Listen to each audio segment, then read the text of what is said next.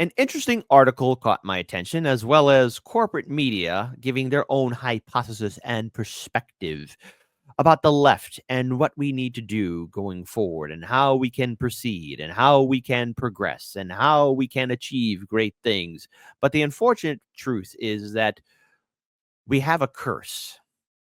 We have a problem. Senator Bernie Sanders. Bernie Sanders. And the left needs to move on.org away from him. So the left needs to move beyond Bernie Sanders. So let's talk about this. This is actually from Current Affairs by one Lily Sanchez. And this did come out in February of 2025. But I think it's very relevant now, especially with the next two videos that I will be playing. So, Senator Bernie Sanders is consistently rated as one of the most popular politicians in the United States, not among me. Ask a left center person who was radicalized in the last 2 decades or so and how they came into their politics. Many will identify a few inspirations: the Iraq War, the 2008 recession, the false promises of one Barack Obama, Occupy Wall Street, and Black Lives Matter. Many will also identify one specific person, Bernie Sanders, the senator from the great state of Vermont. I supported Sanders' campaign in 2016. I got involved in the 2020 campaign as a volunteer canvasser and was then further radicalized through political education. From 2016 onwards, a series event led me directly to where I am now, professionally and politically. It's no exaggeration to say that I'm writing these words right now in no small part due to Bernie. And I have to say again, Hardlands Media got its inspiration from Bernie Sanders. Bernie Sanders inspired us, myself and Daniel, to create Hardlands Media. We wanted to create an independent, progressive voice here in the city of Chicago. But 8 years in the trenches, 8 years of standing tall, 8 years of standing defiant. And I got to tell you, folks, eventually, you do get burnt out by the constant failure, the constant weakness that is Bernie Sanders. And many of us have been angry. Many of us have been furious about Bernie. And this whole article goes into detail about Bernie Sanders' record, especially when he talked about his good friend Joe Biden, when he started bending over backwards to endorse and support Joe Biden in 2020. Yes, he was. Yes, he was. His heart wasn't in it like it was in 2016, and it's debatable if his heart was in it at all in 2016. However,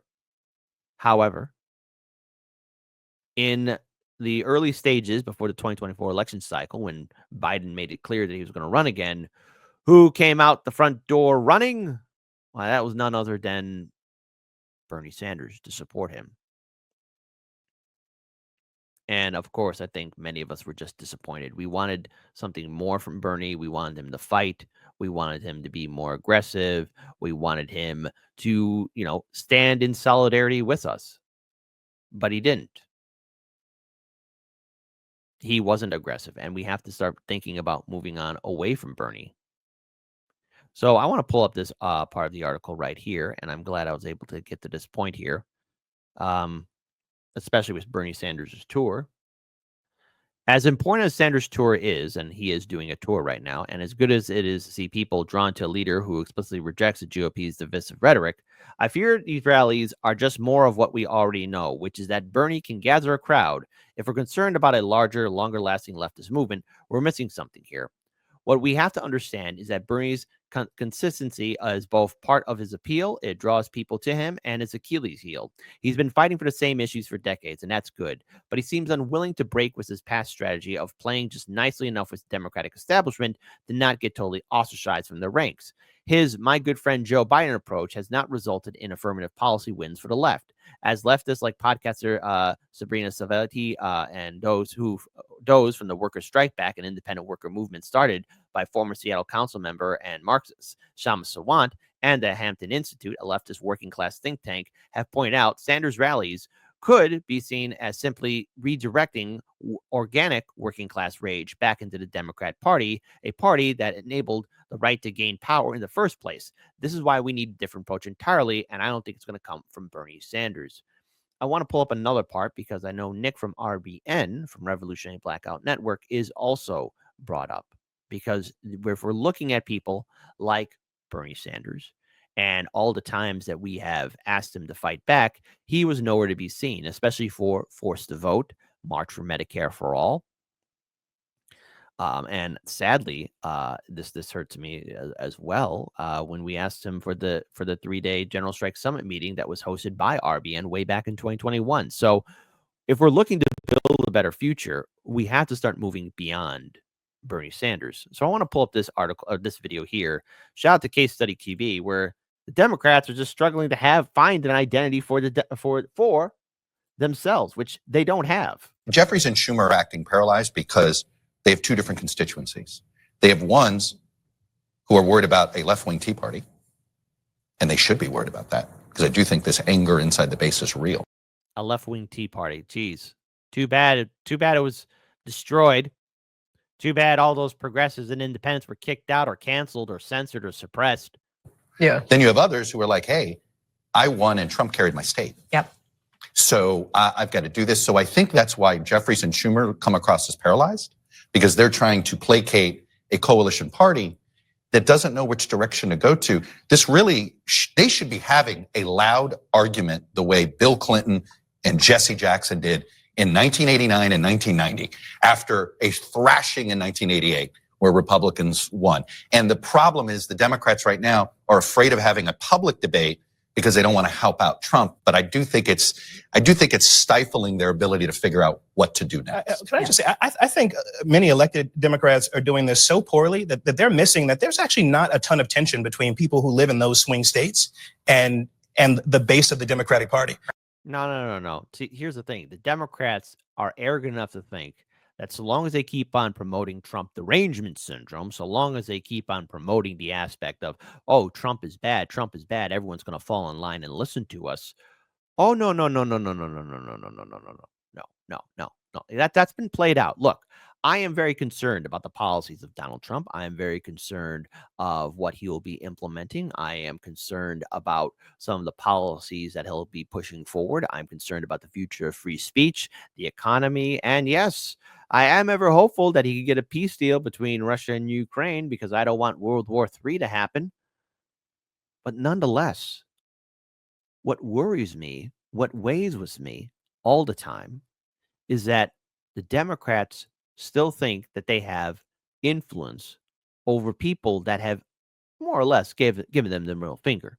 I mean, the bullying tactic just isn't going to work. Right. I mean, if Democrats advance and articulate a robust economic populism that even stridently calls out this administration, I don't think they lose votes. I think people want to know that Democrats are feeling the economic pain that the American people are feeling, rather, that Democrats understand that pain and that they're able to give voice to it. And that's actually one of the things that Bernie Sanders does pretty well.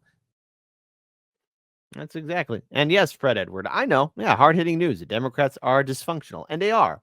But we have to really bring this on home about why we have to start breaking away from them, why we need to start, again, educating a lot of our friends and colleagues, because there are a lot of people that are unaware of just how poisonous the Democrats and their tactics are, just like Bernie's tour. Yeah, if this was 2016, I'd be more than happy to talk about it. If this was 2020, yeah, I'd be happy to talk about it. But now this is just a distraction. It's a way to get people's rage. And it's easy to be angry at Donald Trump with the actions of Doge, or how confrontational Donald Trump is, or either that, how he embarrassed the Democrats at that joint session meeting, or his first congressional speech before Congress. The Democrats had no plan whatsoever. You had Representative Green yelling at him, waving his cane. You had the Democrats, some of them wearing their pink suits. You had others holding up signs, or protesters screaming and then being kicked out. And then their rebuttal was absolutely abysmal. And then you had AOC's word salad about why she didn't attend. That doesn't inspire confidence, but people do remember Bernie Sanders. People do remember how they felt during those election cycles of 2016 and 2020, and they would want to gravitate towards somebody like him. I want to pull this video up here, which is pretty fascinating, because in response to what we saw in that joint session where Trump was speaking before Congress. Donald Trump last night did what he wanted to do. Number one, he got on the record that his accomplishments in the first 6 weeks were fairly extraordinary, which is true, both good and bad. And number two, he taunted the Democratic Party into making a myriad of mistakes. I think the Democratic Party is on the verge of collapse. And I liken it to 1931, when Herbert Hoover and the Republican Party basically said to the very suffering American people in the Depression, we're not helping you. You got to do it on your own. It's all about self-reliance. We're not going to give you any safety nets. That led to 5 consecutive Democratic wins. 5. Not until Dwight Eisenhower, 20 years later. How interesting is it, though? Because during the time when FDR was president, there was a huge reversal of fortune for the Republicans, all right? They did have influence and power, but as soon as FDR got in, things changed. Now, what we are witnessing with the Trump administration is during that 2024 election cycle, it's very, very clear that Trump was able to use the media, populism, the failures of the Biden-Harris administration to his advantage, which what led him and the Republican Party in turn to get control of the White House, Senate, and the House of Representatives. The Democrats could have reversed these fortunes if they actually followed through with their policies and not be cut in two by excuses or failures of leadership or a Senate parliamentarian. By the way, where is that fantastic parliamentarian at? I remember that parliamentarian having so much power, and now, whoopsie, they're gone. By the way, the parliamentarian, the Senate parliamentarian, just in case you guys forgot, is a non-elected official. Take a wild guess who their boss is. The President of the United States and the Vice President of the United States. It's not the other way around where the Senate parliamentarian tells the President and VP you can't do that. BS. The last time a Senate parliamentarian told that to a president, they were fired. Did the Republicans recover? I see the same scenario for the Democrats. So I wrote a message of the day on BillO'Reilly.com, which I know you read every morning, first thing. It said, hey, didn't the far left, the Elizabeth Warrens, used to be against war, Vietnam? They're against Iraq, Afghanistan. They didn't want to whack Soleimani. Biden didn't even want to get bin Laden. Well, wasn't that their posture? But now, all of a sudden, they want to go in Ukraine and go and go and go and go. What happened? What happened was Trump hatred. And that's what the headline is of the speech last night. When you are hating someone, you lose all perspective. You lose all feeling. You're consumed. And I wrote a book that's going to be out in September called Confronting Evil. No one wants to talk about that, Billo. Okay, there we go. Confronting evil. Woogie boogie boogie boogie boogie. Woogie boogie boogie boogie boogie. Evil, evil, evil is everywhere. Don't you see the evil is everywhere? Evil is everywhere, and we are all doomed if we're stuck in this mindset of, especially for Bernie Sanders and the Democrats. But I do want to address something else here, and it's a little bit more from this article, especially when we're looking at, well, how AOC or Bernie and everything else had happened, how they did not, how they failed in maintaining their influence. Here's a little bit more from this article. The truth is the U.S. left is in disarray. There's a huge leadership vacuum in electoral politics. As David Sirota put it, it's good to see a crowd for Bernie saying oligarchy is bad. It's what Democrats should be doing. It's not good that he still seems to be the only one who could generate a crowd for that message. No other Democrat can do what he has done. And he's able to still do it even now. There has been little success investment building a larger movement to succeed him. Even the popular, debatable, elected officials like AOC have demonstrated time and again that they are willing to defer to party establishment and that they will turn adversarial only when the GOP is in power. With AOC, for instance, the weeping photo ops at deportation facilities stopped as soon as Biden got into office in 2021, though the policy of family separation at the border did not. AOC, are you going to be doing another photo op at those deportation facilities? And Bernie and AOC are part of a larger progressive movement that has often lacked teeth and has refused to be adversarial on behalf of a working class agenda. Progressives have not fought hard enough for the things they have campaigned on. As I mentioned before, Jordan Blog explained how progressives did not fight hard enough during the early pandemic years for the things that their own leader Biden campaigned on and which were popular with the public. Brianna Joy Gray has written about the importance of the left having principles and trying to leverage its power in small numbers, such as with forced to vote on Medicare for all to gain concessions out of the party. A strategy was later vindicated by a small group of right-wing Freedom Caucus legislators who forced out their House Speaker. By contrast, Rhode Island's State Senator Sam Bell wrote about how Democrats did not put up a fight when the Biden administration slashed Medicare and food assistance in 2023. And of course, there's all this talk about what's going to happen to Medicare, Medicaid, Social Security. And now the Democrats are wanting to fight back. Now they're wanting to push back. But when you were critical of people like AOC, when all of us were critical of AOC or Bernie Sanders, there was always that shield wall from corporate media and the establishment to defend them. Now that Trump is in office, notice how they're roaring. Notice how they're fighting, especially people like Bernie. And while it is good to see everybody out there with their marching shoes on, while it is wonderful to see people finally yell and scream, where were you during the 4 years of the Biden-Harris administration? Where were these glorified parades? I mean, protests. Because all I'm seeing now is people protesting against Trump. There was a few protests that took place over the weekend here in Chicago. But you know the old saying, those who were lame enough to show up showed up. They were abysmal small numbers. And if Bernie's the only one that could pull out large crowds, and he's saying we must be against oligarchy, we must be against corruption, we must be against Trump, the rest of the party doesn't have a leg to stand on. They're weak. They're holding on to their crutches, literally, and not having a single plan. Nancy Pelosi and Chucky Boy Schumer are not going to be giving up leadership. You have Democrat leaders that are clearly out of touch and assume that voters would be good little robots. I want to read this last final paragraph right here. If you listen to Bernie's videos online, you'll notice that he uses a lot of class warfare rhetoric and does a great job of explaining the issues in ways ordinary people can understand. He's doing great work, but even though he is officially an independent, this is ultimately for the benefit of the Democrats. What he's doing is simply an exercise in helping the Democrats with their messaging and branding. He's identifying problems, but not offering solutions beyond more of the same electoralism. Not once does he say stop supporting Democrats who fail to fight back against oligarchy or to primary them with progressives. A better approach would be for progressives and leftists to do what the CPC has refused to do, impose an explicit litmus test onto all congressional representatives and candidates. The criteria for support should include pledges not to take corporate money. No one in the Democratic Party is going to follow that.